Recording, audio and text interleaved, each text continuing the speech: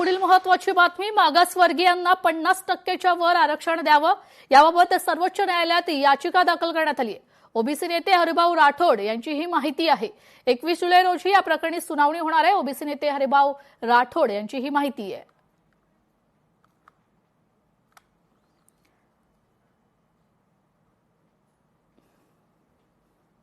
जर तुमच्याकडे empirical data असेल तर 50%च्या वर आरक्षण तुम्ही देऊ शकता, अशा प्रकारचा मान्य सर्वोच्च न्यायालयाच्या खंडपीठाचा निर्णय आहे।